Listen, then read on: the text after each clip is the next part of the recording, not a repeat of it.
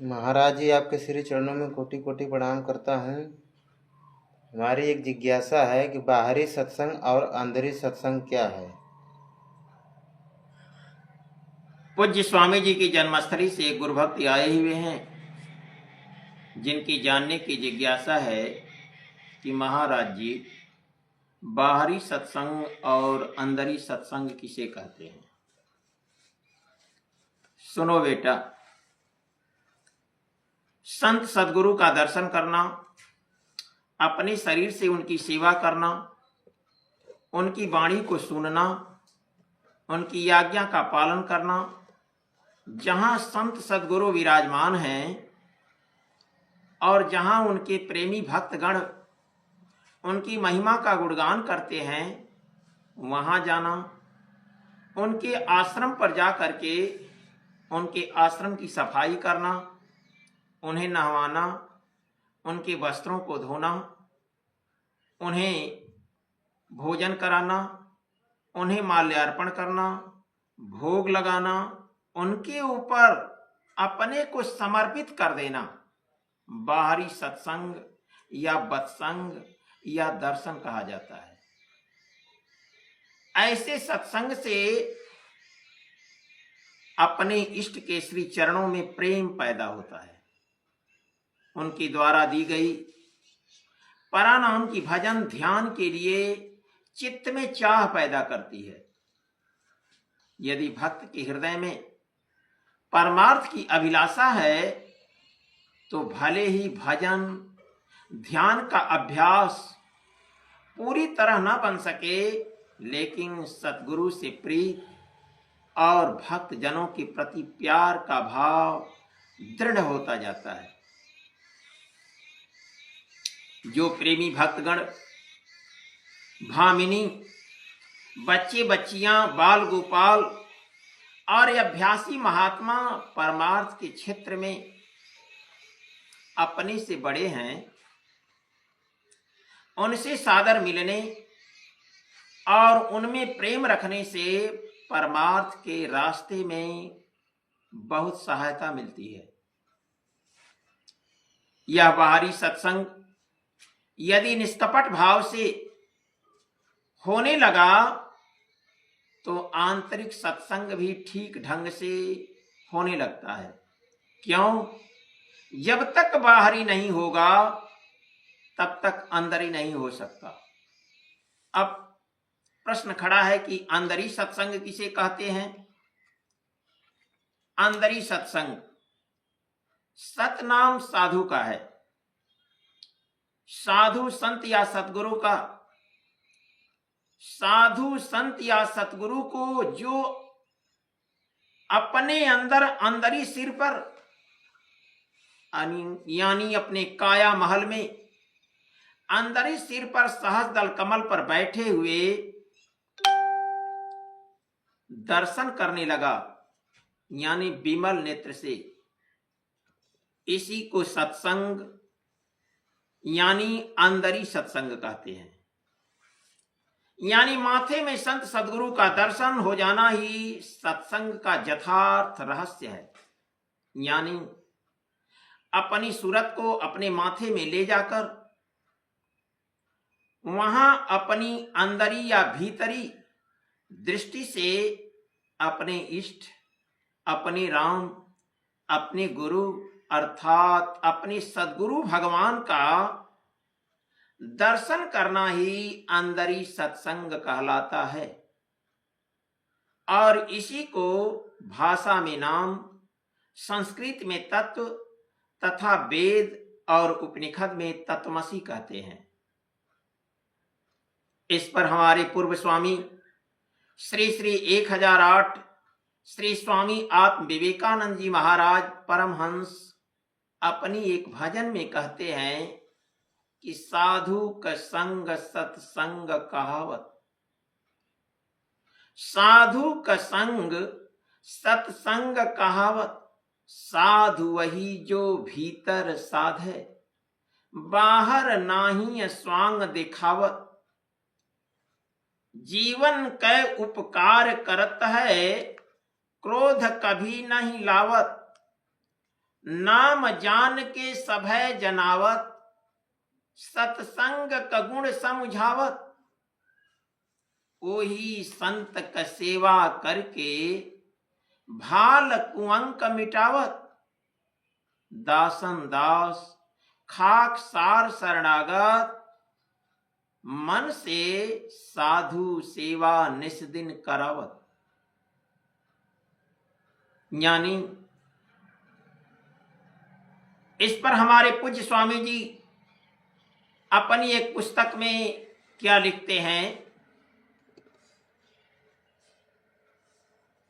कि सत्संग कर मुसाफिर त्रिवेणी के तीर में, सत्संग है तुम्हारे निर्मल शरीर में। साकार पार ब्रह्मानित प्राकृत के पार है। साकार पार ब्रह्मानित प्राकृत के पार है। सूरत उलट कर देख ले मन के मंदिर में। नहीं है यकीन कोई कामिल से पूछ ले। जो इसे जानता हो, जो इस रास्ते का राही हो, जो नामी हो, उससे पूछ ले। नहीं है यकीन कोई कामिल से पूछ ले। पाया है उसे वही विमल नट जादूगीर में। मन मुकुर को ढक लिया है मल विक्षेप ने। आवरण भी जकड़ गया है रोशन जमीर में। गुरु चरण राजयंजी कर त्रिग को सुधार ले। जब तक अपने गुरु भगवान के कमलोत रूपी श्री चरणों में लिपटी हुई धूल से अपने माथे का अभिषेक नहीं करेंगे, तब तक आप सत्संग के रास्ते में आगे नहीं बढ़ जाएंगे, नहीं बढ़ पाएंगे। गुरु चरण राजयंजी कर दृग को सुधार ले। बसता है पास सर्वदा नाम धनी फकीर में। इस पर संत शिरोमणि रविदास जी क्या कहते हैं कि साध संगत बिन भाव नहीं उपजे। भाव बिन भगति नहीं होई तेरी। आकह रविदास एक बिनती हरिसियों पैज राखहु राजा राम मेरी। यानी कहने का भाव यह है कि अभ्यास करने वाला साधक परानाम का सुमिरन करते हुए सतगुरु महाराज के श्री चरणों का ध्यान करता है या उनकी मानसिक सेवा पूजा करने से, यानी उनकी मानसिक सेवा पूजा करने को अंदर ही सत्संग कहते हैं।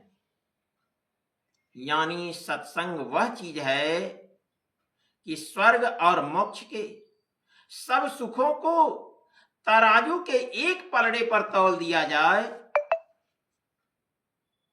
यानी रख दिया जाए, और दूसरे पलड़े पर लौ मात्र का सत्संग रख दिया जाए, यानी सत्संग से प्राप्त सुख को दूसरे पलड़े पर रख दिया जाए, तब भी आप देखेंगे कि स्वर्ग और मोक्ष के सब सुख मिलकर भी एक लौ मात्र के सत्संग अर्थात गुरु भक्त के सिर में गुरुमूर्ति को एक क्षण के लिए भी निरखने के से मिलने वाले सुख की बराबरी नहीं कर सकता।